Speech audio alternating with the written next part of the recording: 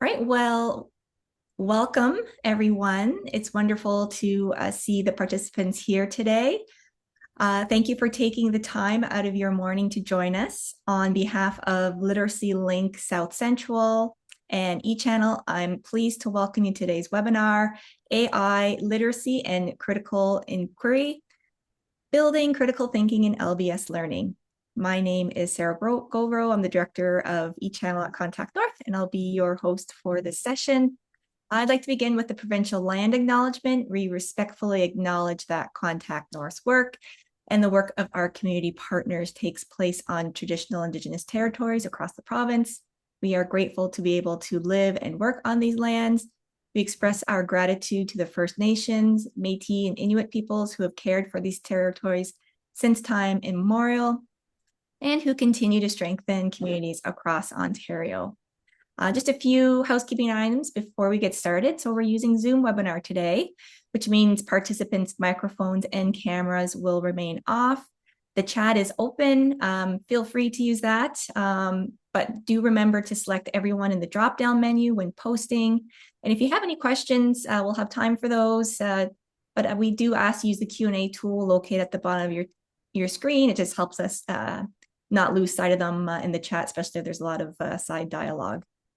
We have live captioning available. To activate it, simply click the closed caption icon at the bottom of the screen. And we also have our ASL interpreter, Janice, today, who will be helping out. After the webinar has finished, a survey will pop up on your screen.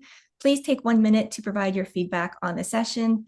And we'll also be sending out the link to the recording via email in a few days after the session has completed. And I'll also be posting the recording and slides on the eChannel portal. All right, that's it from me. On to our main event. It's my pleasure to introduce today's speaker, Jeremy Marks, project manager and EdTech researcher at Literacy Link South Central. With over 2 decades of teaching experience across Canada and the US, Jeremy specializes in essential skills education. His fascination with AI stems from a deep passion for educational theory and cognitive philosophy, exploring how technology can transform the learning experience. So thank you, Jeremy, for joining us today. Over to you. Thank you. Well, it's a pleasure to be here. And one of the things that I was thinking about the last couple of days is that we're getting an enormous amount of participation with this webinar, and I'm delighted about that. In the past, when we've done this, we've had some very good, very active participants, but it's tended to be a smaller group of people. So I'm very excited that we have so many people with us today. So thank you for taking the time and from your busy schedules to join us. So I am going to be focusing quite a bit today on critical thinking. And I have some materials that I will share in addition to my slide deck. But one of the things that I would like to start out with, actually, before I get into my slide presentation, is actually we're going to attempt to present you with a poll question, which I would love to see everyone respond to, if you don't mind. And the poll question is, what's one word you associate with AI? So if you wouldn't mind putting that in, just a single word, and we will see what responses we get.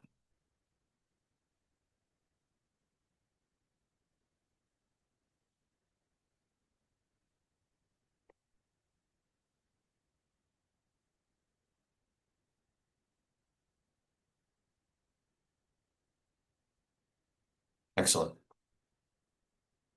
We've passed 50%, so I appreciate that everybody's participating.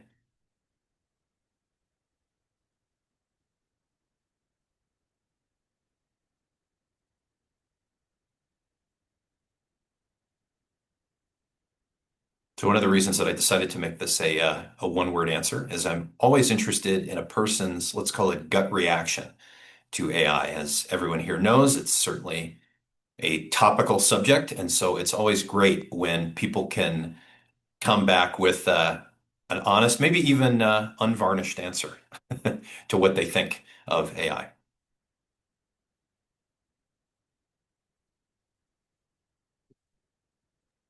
Now, Jeremy, are you able to see the results at all when you click on view details, or does that come up on your side? It is not coming up on my side. What I am seeing is just how many people have participated. So I'm Okay. gonna stop sharing the poll now. All right. So if you want, I can read out some of the answers if that's helpful. Sure. Okay. So we have data, automation, fake, social collapse, future, doubt, scary, a tool, integration, convenience, help, opportunity, ambivalence, complicated, technology, assistant, garbage, caution, novel, questionable, and fascinating. So there's a bit of a word bubble here. So I'm going to take a screenshot Yeah. and I will paste it in the chat there. Give me 1 minute. Thank you, Sarah. Well, this is great. This is exactly what I was hoping that I would get in a response from everybody, because again, this honesty, your unvarnished opinion, your immediate reaction to the question of how you think or feel about AI is really, like I said, what I'm going for. So while Sarah is in the process of posting that to the chat, I'm going to share my screen with you, bring up my slide deck. And so what I will mention as I get started here too is I have a few things that I'm going to end up breaking up my slide deck to share with you a couple of times, because I'm going to be using not only the Poe LBS chatbot that we have, but I also have an activity that was developed by a colleague of mine that I will share with you as well. So I'll be primarily relying on my slide deck, but I also have some other items that I'm going to share with you. Okay, so the subject of today's discussion and presentation is, of course, critical thinking in LBS AI use. And one of the things that I thought I would start out with is a quote from the Canadian literary and technology theorist Marshall McLuhan, which I imagine most people have probably heard the name McLuhan at some point in their life. McLuhan is a fascinating character, a fascinating personality, and he had, as I'm sure many of you know, a lot to say about technology. I will be upfront and say that McLuhan has had a substantial influence in terms of the way that I not only think about AI, but also the way I think about the relationship that we have with technology, particularly in terms of how we can think critically about the technology that we use. So I picked this quote from his book, Understanding Media. The quote reads, "For the message of any medium or technology is the change of scale or pace or pattern that it introduces into human affairs." And so what I personally take from this is that we often spend a lot of time talking about the newness of a technology or the newness of a technique, how fast it is, how fancy it might appear. We often hear quite a bit of hype about how it works and how it's going to revolutionize our lives. AI certainly being no exception in this regard. But one of the things that, in my opinion, sometimes is neglected is, and this connects directly to critical thinking, is do we really spend time thinking about the how we are using something? And not only when we think about the how, what kind of an influence is that how having on the way that we not only think about the technology, but how we think about ourselves and how we think about ourselves in relation to that technology specifically. So I thought that McLuhan would be an excellent place to start where that is concerned. So I have three questions that I am putting to the group that I would like you to just kind of keep in the back of your mind, which I think are very critical when it comes to engaging with not only AI, but any pursuit of knowledge and information. And those questions are, what do we know? How do we know it? And also, who do we trust? And so when it comes to AI specifically, this question of trust, as I think everyone knows, is a very big one, because AI has certainly been presented to us as an authority. That AI, because of its speed and because of its capacities, is a new form of authority in our lives and certainly in our professional lives. And I want to push back on that notion quite a bit, actually, about the nature of this authority. And the way in which I want to do that within a critical thinking lens is to start by asking the question, what do we know? And when I ask the question, what do we know? I'm thinking specifically about our role as literacy and basic skills professionals, because we come to our roles with not only our own experience, our own educational background, but also training. And that training is specific, right? It connects to very specific, not only techniques of adult education, not only specific principles of adult education, but also it relates to very specific documents, for example, like the OALCF. There is a curriculum framework that adult educators in Ontario use. And that framework is, of course, a really important not only tool, but also anchor for the creativity that we use as educators, the creativity that we use when we're designing activities, when we're designing, when we're designing activities for learners, when we're trying to pose questions or we're trying to, let's say, problematize things in our work with learners, we come back to the OALCF. And our knowledge of that curriculum framework is part of what makes us professionals. And I think it's really important to emphasize the fact that AI does not possess that knowledge, that knowledge is something that we possess, and that AI is not an expert and certainly not an authority on something like the OALCF. We are.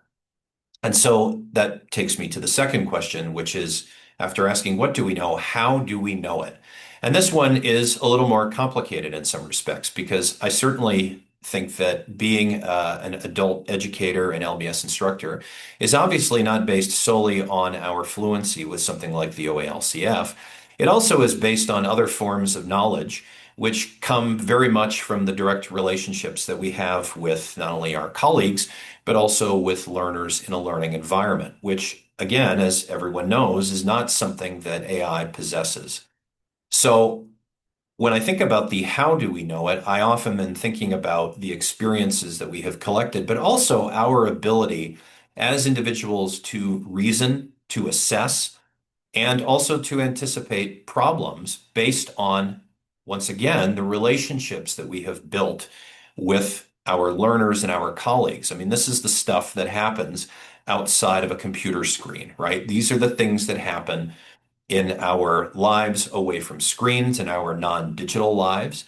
And therefore, I always like to emphasize the fact that the use of AI is the use of tools, and those tools are not replacements. I like to think about them using a word that Marshall McLuhan talked about, and it's in his book, Understanding Media, The Extensions of Man, is that AI is an extension of ourselves or can be used as an extension. It is not a replacement for that. And so what I want to emphasize about that is that when you think about the experience and the expertise that you have accrued outside of a digital environment, you bring that to bear not only just in your day-to-day work, but you also bring that to bear when you are using an extension like AI. And that then leads to the third question, which might be the most important one, especially in an age where we hear a lot about misinformation, false information, which is that who do we trust? And I could also change that a little bit and say, what do we trust? And so I think that if we go into a deeper dive into AI from the perspective of who and what do we trust, how do we know what we know, and also always what do we know and what do we not know, I think we can have a very constructive relationship with AI. So I am going to switch out from my slides for a second, and I'm going to bring up the Poe LBS chatbot, which was developed primarily by a colleague of mine, who at the time was working for Deafblind International. Her name is Carolina Cahoon. Many of you may already know her. She's done a lot of really dynamic work, specifically within the deafblind community, but she is a very experienced LBS instructor. And so a couple of years ago, in conjunction with Sarah and Contact North, we developed something called the Poe LBS chatbot. And the specific purpose of this chatbot is to help LBS professionals use AI in a manner that is very specific to their instructional practice. So if you go to the Poe LBS chatbot website, it is, it greets you as you can see here. And then one of the things that I like to do when I use this, and I have done demonstrations of this for people before, is that I like to think about my relationship with this bot in a very critical manner. So I've already engaged it a little bit prior to my coming on to give this presentation. And the first thing that I asked it was, please tell me how you are different from a chatbot like Copilot or ChatGPT. And I want to focus on this for a moment because as you saw with the slide that I just shared, This is a way of really looking at what do we as LBS instructors and professionals know? How do we know it? But also, where do we place our trust when we are using an extension technology like AI? So I asked Poe this question. Poe is always very friendly. I appreciate your curiosity. Here's how I differ from chatbots like Copilot or ChatGPT. The first one I think is the critical one, the purpose and the focus. As you can see, it explains to us that its primary role is to assist educators in the LBS field here in Ontario, but to provide tailored support for critical or creating learning tasks, adapting resources to align with the OALCF, and then also incorporating universal design for learning practices. So if you're wondering the difference between the Poe LBS chatbot and something, let's say, broader like ChatGPT, this is a really good place to start. This is a bot that is, again, trained specifically with materials that pertain to LBS instruction. So, one of the things that I emphasize with people is that when you are using a chatbot like ChatGPT, for example, or Microsoft Copilot, et cetera, they obviously learn and have been trained from a very large data bank or a large based on their large language modeling protocol, but they have not been trained specifically in the OALCF. They have not been trained specifically for literacy and basic skills purposes. So while you certainly can use something like ChatGPT, for example, to assist you in, let's say, developing activities, trying to, reimagine a way that you might teach a concept. And I think there's certainly no harm in doing that. I like to direct people to the PO LBS chatbot because this gets back to the three questions I asked.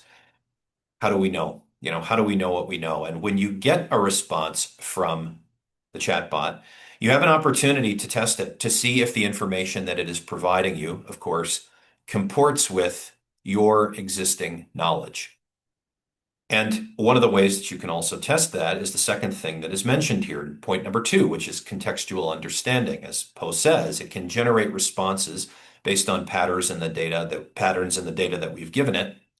But it, of course, does not possess the same level of contextual understanding that an LBS instructor does. Now, for those of you who might feel a little more skeptical about chatbots, I understand that we can train bots to tell us things that we want to hear, right? To sound very friendly and to also be humble. I mean, if you've experimented with any chatbot, the tone that has been programmed into these bots is for humility in most cases, rather than, a presumption that the bot itself can do things that we can't.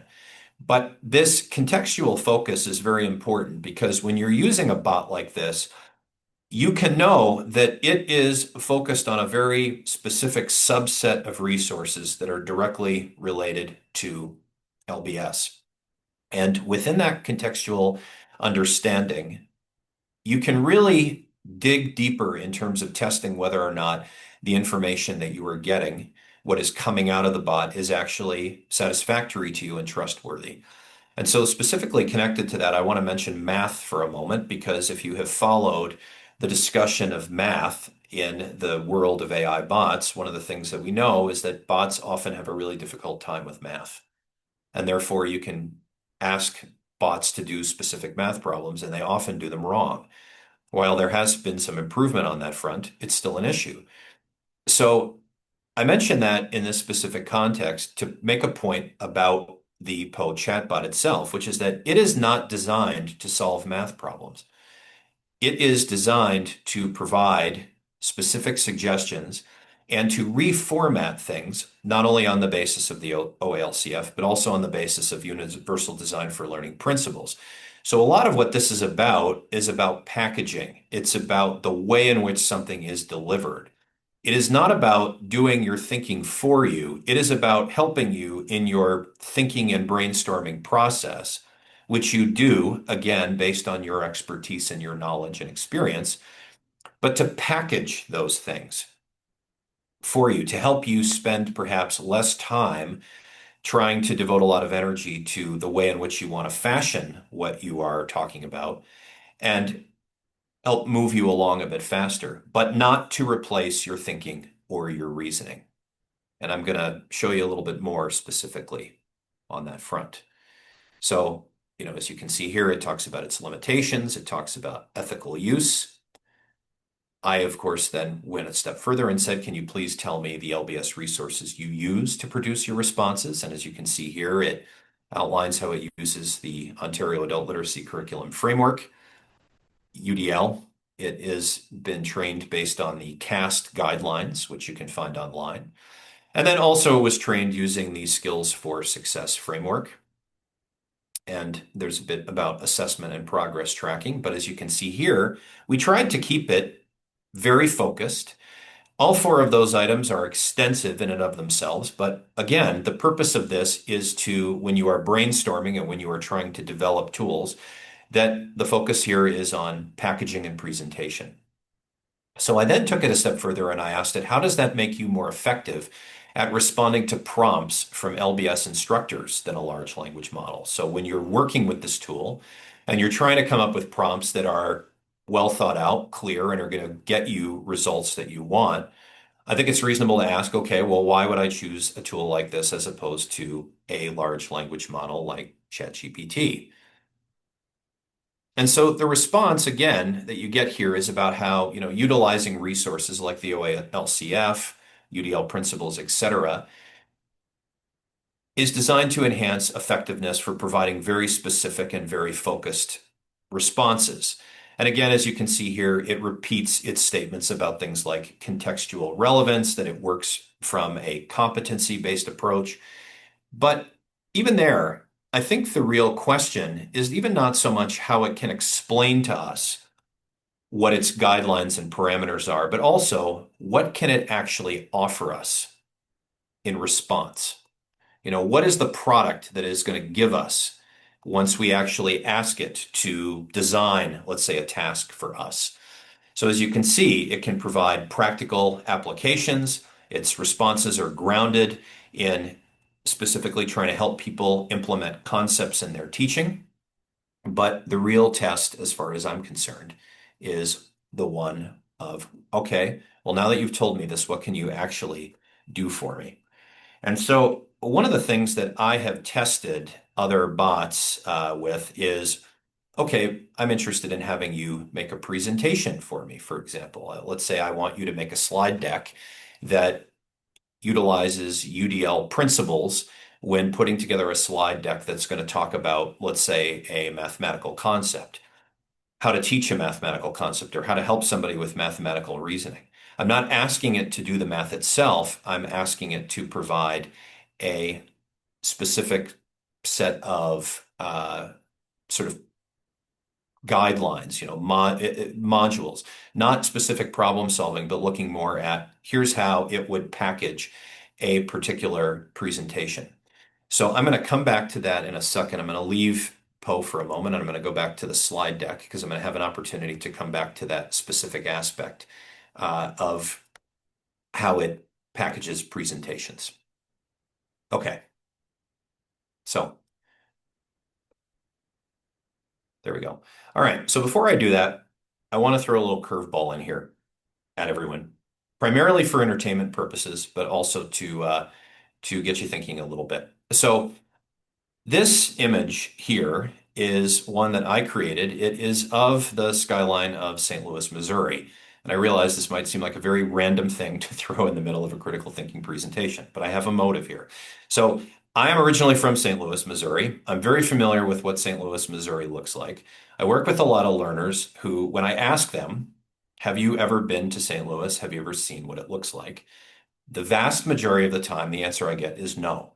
So I will say, okay, I want to show you an image and I want you to tell me what is wrong with the image. So the image that you have in front of you is almost entirely accurate, but there is actually something here that is wrong.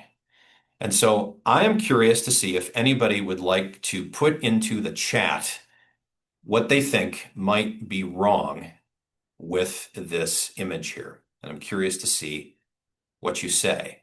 Now, the other thing I will say too is that if you're looking at this and you're also feeling the inclination to go online right now and to actually upload or do a search of images of downtown St. Louis, don't hesitate to do it. Go ahead and do it. There's no cheating here, is what I am trying to say.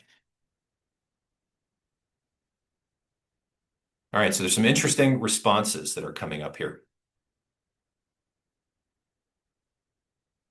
I like the one that says the stadium is in the wrong state. That's a very good guess. The stadium actually is in the correct state, but you are onto something with the stadium, actually. The stadium is actually part of the issue here. The arch actually is by water. Okay, so the stadium's not supposed to be there. Yep, that's on the right track as well.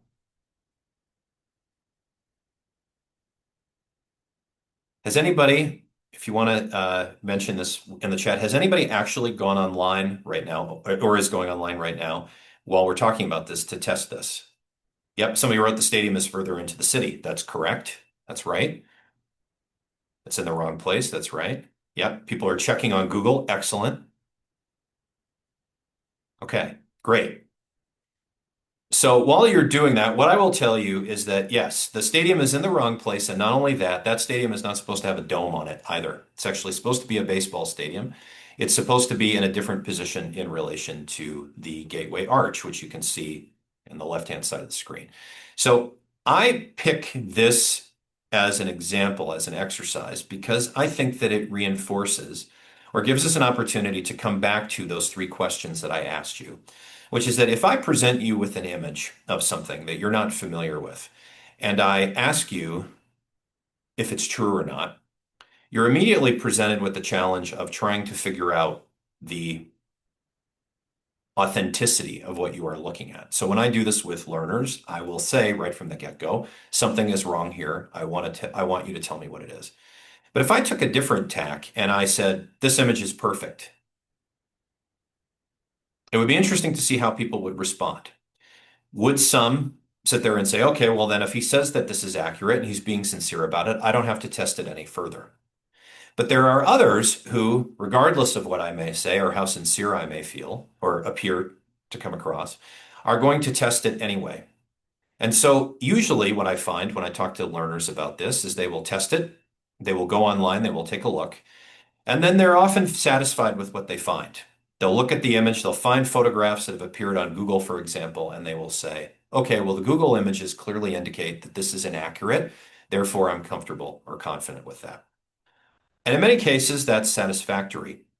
But then I pose the question, okay, but what would happen if, especially in a situation like today, we started posting more and more images like this that were incorrect, and they started to appear with greater frequency online, so that when you actually went to look up these photos, like some of you just did, you could no longer be certain that the images that you were looking at were in fact accurate. And if you know the problem that we're dealing with deep fakes, for instance, there are a lot of images that are hyper realistic but wrong. So somebody had put in the chat about how the arch in this picture doesn't look entirely real. I agree with you. I mean, I think that this is pretty reasonable, but this isn't the most high-powered image generating software there is. So I think that when you look closely at this photo, you can tell that there are some things here that suggest that this is more artistic than photorealist. But again, we can't always be certain about that. So this is when we fall back on the question of, okay, what do we do when we're faced with this issue about questioning the integrity of something? So I see there's a question in the chat. This is an excellent one. This gets right to the heart of what I'm talking about. What is the purpose of a tool if it is necessary to check, question every output that is made? It's not time-saving or helpful and dangerous. Yes, that is a terrific point, and I actually want to address that point head on. So here's the question, right? What do we do if we're encountering a tool that we know is being abused and we know poses the risk of misleading the public? One answer to that question is, especially from an educational standpoint, is we double back on the question of critical thinking. How do we assess information to make sure that it in fact is accurate? And one of the things that I often think about when I talk to instructors about this and also talk to learners is that when we start going back to the question of what do we know and how do we know it and whom do we trust, this can literally be applied to anything. If we're talking about scientific literature, if we're talking about taking a look at an article that is in a peer-reviewed journal, one of the things that we know about the scientific method is that it is designed to test and retest and retest again. We have peer review so that we have people who are experts in their field who can vet information, and that when findings are presented, what they are essentially saying to us is this is true to the best of our knowledge, but we know that our understanding is subsequently going to be tested, subsequently going to be shown to be limited. So are we prepared for the moment when we realize that we have made an error, or are we prepared to sit comfortably with the fact that we have incomplete knowledge? And so I love that question and that observation because one of the things with AI that I think we have to cut through very quickly is that there's a lot of hype. There's a lot of hype about how, well, AI can do things quickly. It can do things in a manner sometimes that might even be a bit dazzling. But it also means that we have to recognize the fact that this is another manifestation of a basic human problem that we face when we are teaching and when we are studying, which is that how can we take what we see as given? And I think about the fact that when we're talking about somebody putting together research or somebody even trying to write, make a series of factual claims, when they go about making those factual claims and when they are assembling their sources, we ask them to look at different sources simultaneously to try to get what we believe is the most accurate depiction of a topic or of an argument as we can. I mention this in conjunction with the LBS chatbot because it is not designed to do that critical thinking for us. It is designed to help us perhaps not only speed up the process of being able to put our ideas together and to package them, but it also is designed to give us access to greater sources of information more quickly, or let's say specifically in the case of the OALCF, it can bring out very specific components of the OALCF relatively quickly. But it is still up to us to know whether or not the information that it is giving us is valid.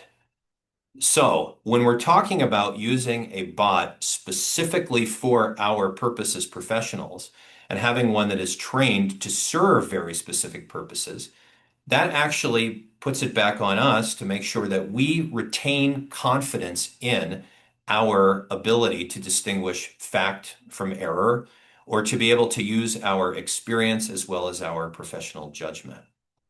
And, one of the things that I say where AI is concerned to people is that if you don't feel that that is a tool that you absolutely need to utilize to be able to put something together or to, let's say, call up very specific references from the OALCF, that's not your preferred method, that's fine. You don't have to do that. But if you also find yourself in a situation where you're dealing with time pressures, where you are, looking for something that again can organize information for you, and then once you have that information organized, you feel ready to dive in and check it, then, I would say that that is one of the most effective ways to use it. And so in that spirit, this is also why I put up the quote from Michel de Montaigne on the screen, which is that, but truth is so great a thing that we ought not to despise any medium that will conduct us to it. Reason has so many shapes that we do not know which to take hold of. Experience has no fewer. And so I chose this quote because of the fact that I like that Montaigne talks not just about reason, he talks about experience. Experience, as I think everybody here appreciates, is a critical component of our ability to engage in critical thought. It isn't just the way in which we develop our reasoning skills based on our understanding of materials, it's also how we utilize our experience to determine whether or not that tool and its ability to mislead, like I showed you with the St. Louis photo, our experience is also what helps dictate whether or not we accept fully what we're seeing. And so in the case of something like an image, I rely on a lot of images that I pull off from the internet digitally because not only is it quick and convenient, but I also have to rely on whether or not I can know if the what I'm seeing is in fact correct, if it's of an image of a place that I may never have been, or if it involves a source that I may not have used before. It's still incumbent upon me to test those sources, to test that information, to make sure that I can use it confidently in my own instructional practice. Okay, so one of the things that I want to walk you through really quickly here, because I am mindful of time, is that I also have been using AI, like I said, to help me in terms of packaging material that I intend to deliver in a way that is more inclusive. And that I also am very interested in how AI can be used to engage with AI in a multimodal format, right? I can obviously type when I use it, but also how do I use pictures, drawings, if I want to engage with it in a voice activated way? How can I do that? So I put in a prompt and I said, please explain to me how I can utilize you using photographs, drawings, and with my voice. I want to use this information to help adult educators better understand how you can enhance their instructional practices and professional learning. This is what I prompted it with. The response I got was, that's a fantastic direction, especially for helping adult educators see how AI tools like me can support multimodal learning and teaching. And what it did was it gave me a breakdown of photographs, drawings, and spoken word examples. And it even asked me if it wanted me to, or if I wanted it to create a slide deck for me. And so as an experiment, I decided that I wanted it to do precisely that.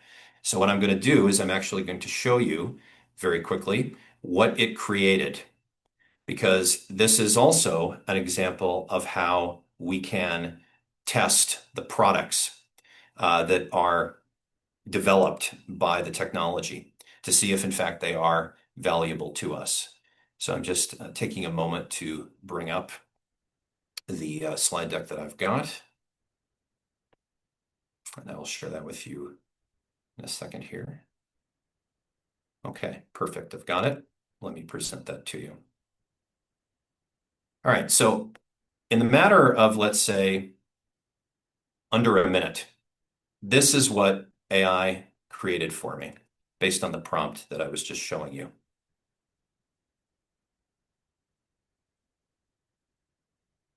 Calls it using Copilot to enhance adult education.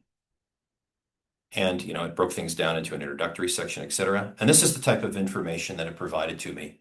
Multimodal input support, alignment with UDL principles, supporting diverse learners, enhancing professional growth. Now, when I started to look at this, the first thing that I was looking at is, okay, I wanted this to do something for me quickly, but my intention was not to have it replace what I intended to say. My intention was to see what it could create relatively quickly. That way I could actually go in to determine whether or not what it produced actually has any depth. Because one of the things that I know is that when I am giving presentations, I have to be prepared for the fact that the material that I have created actually has enough depth for me to be able to engage the people with whom to whom I'm presenting information. I can't just assume that because a slide looks good or because the information in front of it actually sounds comprehensive, that it in fact really does adequately express what it is I am trying to communicate. So when I was looking at this, I thought, okay, these seem like pretty reasonable examples. But what I also know too is that as I was going through it, I have to know how to actually teach this information, how to actually talk about it in a manner that is clear and also targeted to my audience. And so as I was going through it, I thought, okay, these things look reasonable on the surface. And it gives me, examples about specific things, like, for example, how I might want to introduce photographs. But at the same time, though, when I look at something like Copilot analyzes images to extract text and generate tailored teaching ideas, that's very generic. That doesn't tell me anything that I don't already know. And in addition to that, if I'm presenting this information to a group of people, a lot of this stuff can seem right away as being fairly straightforward and fairly obvious, right? Visual content provides multiple representation and engagement methods supporting UDL. Sure, it does. But why is that important? Why does that matter? And so, again, these kinds of very quick products can be helpful in terms of now it's given me a slide deck that I don't actually have to go and build piece by piece by piece. What I can do is I can go in, I can edit it, I can use the information that it has provided. It has saved me a certain amount of time in generating this. But I am again left with the fact that I have to think about this information in a critical manner. And most importantly, I have to think about how I am going to be able to utilize it, not only within the context of where I teach, where I work, but also I have to make sure that it fits with basic critical questions I have to ask myself, which is, what do I know? How do I know it? And to the point that was made earlier, why should I trust the information that is being presented to me? So what I will do is, before the webinar is over, is I can put a copy of this presentation into the slide deck into the chat. That way, if anybody would like to take a closer look at it, you're certainly welcome to do that just to sort of get a feel for it yourself. But what I find is that, and because this question always comes up, is this a worthwhile use of our time? Are we not, in fact, just making additional work for ourselves? Or again, if there are questions about whether or not this information is trustworthy, are we not going down some sort of dangerous path? All right, so I want to take this in a more concentrated direction at this point. So what's next? What can we take away from these questions about critical thinking? So what I'm interested in having people add into the chat is actually, I'd like you to pick one of the questions that's in here. Why would I trust a bot? What is the basis of my trust? What might cause a growth or decline in my trust? And I would actually like you, if you don't mind, to put an answer to that into the chat. And again, please feel free to be completely honest. As I was mentioning earlier, I am not here to sell you on the fact that AI is something that you must use. I'm interested in thinking about how we can explore the ways in which we engage it, which are based again on our existing critical thinking capabilities.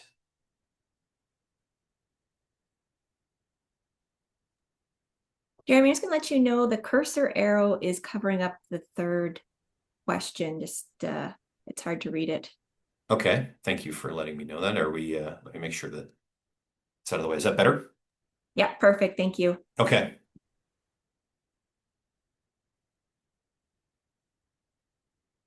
Okay, so people are starting to answer, and there's some really right away. There's some really good observations here. My trust has declined as I've caught errors in material presented by ChatGPT. Yes, I have as well. I've caught errors too. I was mentioning math earlier, math in particular. Oh, I like the comment too about I trust a bot the same way I trust Wikipedia. I'd love to come back to Wikipedia in a moment because that's a terrific example. Or okay, another one. At the end of the day, I only trusted myself and my critical thinking. Yes.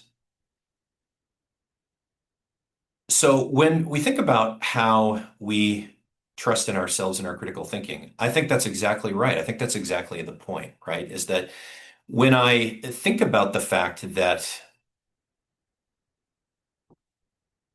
I have a limited amount of time in my day to not only generate content, but also to check information, right? To fact check, which even just the process of fact checking is something that has come up a lot, especially in the last 10 years, because there's been so much emphasis about things like, for example, fake news.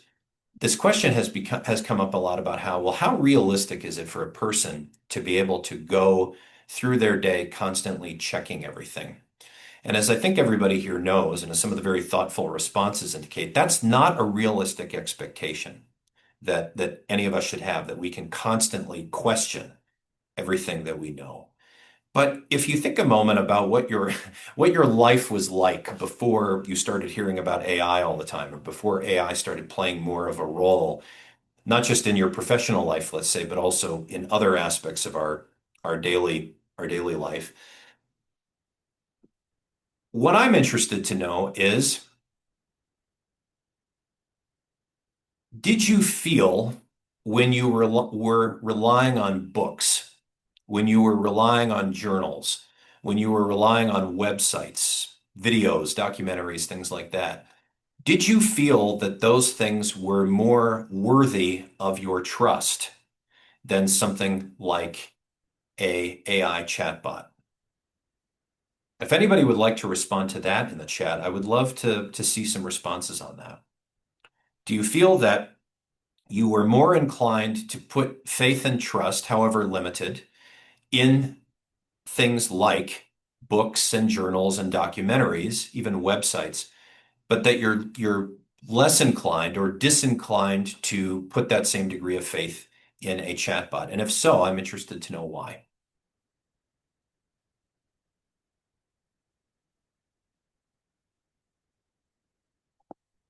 Someone mentioned about being inclined to trust vetted sources. Excellent point. So vetted sources,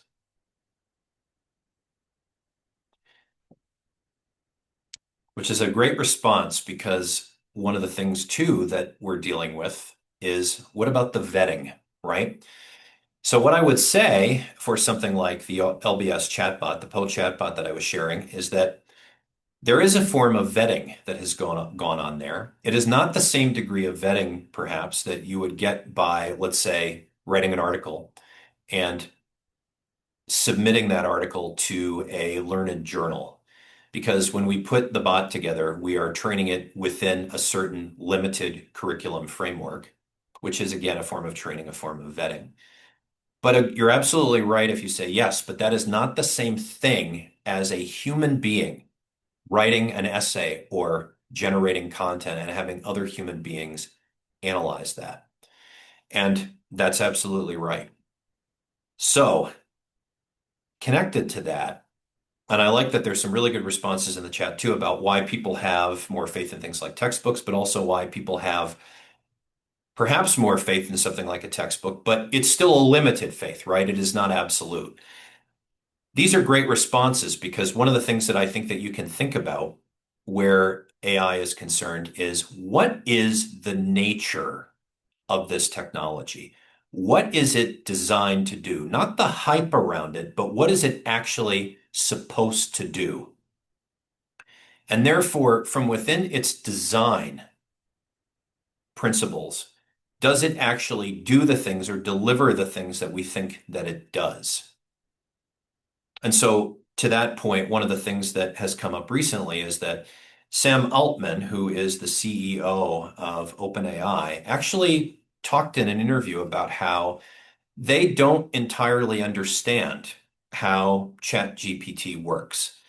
They know that they can program and code bots to perform a range of tasks, but that if you actually ask for an explanation about how does programming language specifically deliver the results that it does in AI format, they can't actually fully explain that.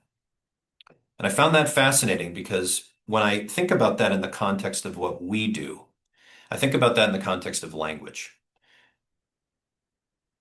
If you think about human language, and of course, coding is a human language, but if you think about spoken language, written language, I think similar things could potentially be said about human languages, which is that, yes, we can study human language, we can analyze it, we can break it down to understand the mechanics of syntax, of grammar, we understand punctuation rules. But when we start getting into things, for example, like metaphor, how do we explain metaphor? How do we explain the way in which words and syntax and imagery can create things like metaphor? Do we fully understand, or do we have a complete understanding of how metaphor functions? And I say that not to throw a wrench into the idea of our ability to trust information. I think about it more from, once again, that critical thinking phenomenon, which is, how much trust and faith do we need to put into the resources that we use? And I don't mean that in a cynical way. I mean it more in terms of, can we have something like qualified trust? And so specifically, somebody had put in the chat too about teaching math and science and about how AI has a long way to go in terms of being able to help with math and science. Yes, absolutely. So the question for me in a case like that is, okay, well, if we know that it can't do specific things in terms of calculation, what can it do?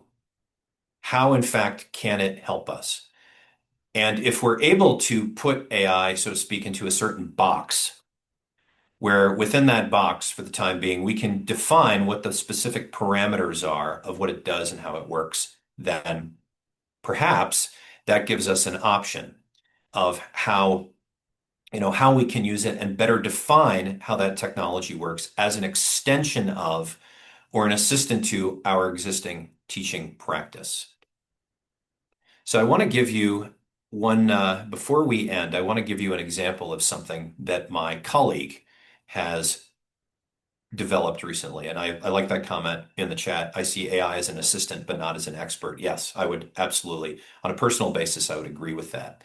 So I have a colleague who has developed a AI activity that is in alignment with the OALCF curriculum. So I'd like to share that with you right now. So this was developed by my colleague Carolina Cahoon, who is also a co-author on the AI Bytes newsletters that we are publishing in conjunction with Contact North. So Carolina had the idea about, can we trust the answers that we get from AI? And specifically connected to that, how can we set up an activity that is connected to the OALCF that actually allows us to work with learners to have them test their own trust in the results that they get using AI? Because people are using AI all the time. They're using chatbots all the time. They're experimenting with it. So is it not unreasonable for us to say, okay, let's come up with an activity for that. So this is going to be in the next AI Bytes. But as you can see here, she developed this activity called Can You Trust the Answer? And as you can see at the top, it says the goal of this task is to compare how two different AI models respond to a specific question about the minimum wage in Ontario. You can see here, she sets up the steps that the learner can walk through, right? Select two AI tools. Could be, any of the options you see there listed or others. And on step two, take the following question. What is the current 2025 general minimum wage in the Canadian province of Ontario? And what is the single strongest economic argument typically raised against increasing it further? Take that, copy that, and then put that into two different chatbots. And then analyze and compare the answers, right? Carefully read and assess both responses. Look at the accuracy question. Did both AIs provide the correct minimum wage? Start there, right? Do we know what the minimum wage is? Did it get it right? That's where to begin. And then where the argument is concerned, what specific economic argument did each AI provide against increasing the wage? Are they the same or different? And then looking at the clarity, which answer was better structured, more detailed, or easier to understand? And then compare, write a summary of the similarities and differences between these responses. And as you can see here, she did a great job of laying out what types of skills this type of activity draws upon, everything from critical thinking, peer learning and collaboration, to exploring AI tools in a constructive manner, looking at prompt engineering, in other words, looking at a very specific question and how to structure that question to get a hopefully clear and trustworthy answer, and then also the writing, revision, and reflection process. So this is going to be appearing in our AI Bytes newsletter, but the idea here too is to see what kind of results we get, and then also in talking with learners to really engage them in the question of, okay, these are the two answers you got. If they are identical, does that mean the question has been answered? So the bots were able to identify what the current minimum wage is in Ontario. They got that part right, but then they gave us the same economic argument against raising the minimum wage. Right there, we know that it's only giving us one particular perspective because there are arguments both for and against. But also, okay, let's say there is consensus. Is our work done? Do we just accept the answer and move on? So I'm going to relate that specifically to a comment that was just put in the chat, which is excellent, which is that there's this larger question about student understanding what they submit. If students don't understand their own answers, they just take the answers that they're getting from something like ChatGPT, for example, and submit them. Has any learning actually transpired? An activity like this is designed to test, in fact, whether learning has happened. So if I was working on an activity like this, I would say, okay, let's say we get two identical responses. I would ask the learner, do you agree? Does this seem plausible to you? Why or why not? I would also ask them if they are inclined to believe it because there was this consensus, these two bots provided it.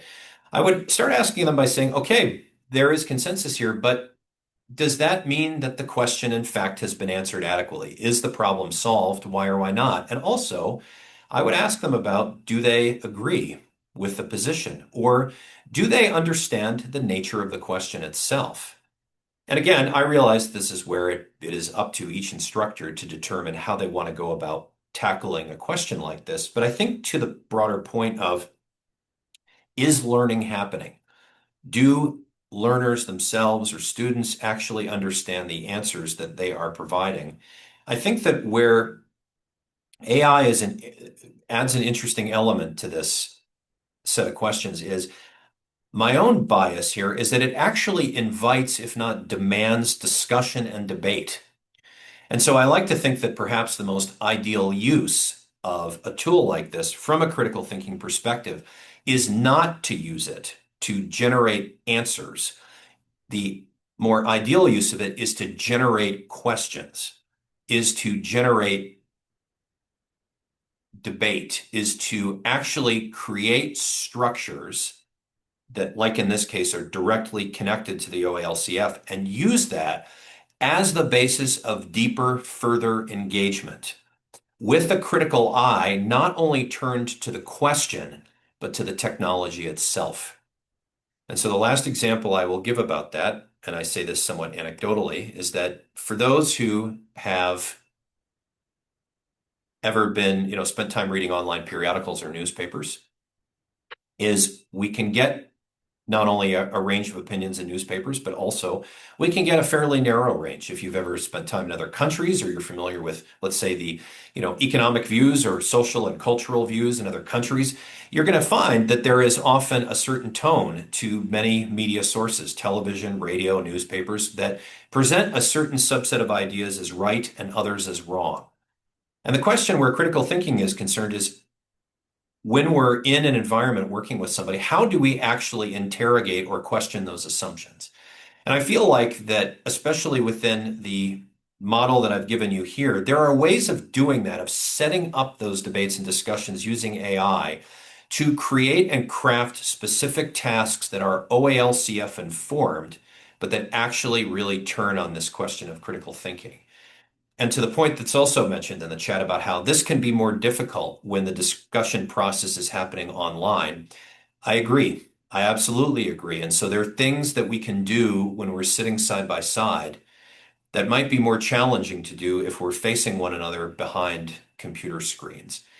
And I don't have a simple answer to that. All I can say to that specifically is that I do online teaching. And one of the things I've found is that when I'm trying to engage learners in questions of this nature, I find myself having to take a more critical look also at the technological platform I'm using, like Zoom, which is that how can I make Zoom work better to actually engage learners in a manner that is valuable to them, where I can avoid having them disconnect or back away or sort of, their eyes will glaze over.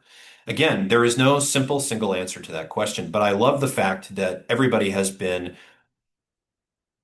pushing back and asking questions about, well, if you really see the limitations of these tools, I think that's excellent because I can tell you that in my own work, I feel like the constant process of encountering the limitations and challenging them has been very fruitful, at least for me, in terms of then thinking about, all right, what can I do now that I have this knowledge of these limitations? So I realize it's 11 o'clock. So I would like to thank everybody for attending the webinar today and for your really terrific comments as well as questions. I find them very valuable. And let me make sure before people leave that I put into the chat a copy of the activity that I just shared with you. You can download it. So it's right there. It's the Activity 1 AI Bytes ninth edition that's appearing in the chat right now. And also, too, the other thing I will do is I'm going to put my email in the chat because absolutely feel free to reach out to me if you have questions or want to discuss matters further. I'm an open book. I'm available. So again, thank you again for attending, and I really enjoyed this. Right, wonderful. Thank you so much for that, Jeremy. I noticed we had a couple of questions in the Q&A that we weren't able to get to. So feel free to email Jeremy directly and he can address those. This was great. Thank you so much, Jeremy, for such an My pleasure. engaging and thought-provoking session. Your insights and practical strategies will definitely help us use AI more thoughtfully and critically.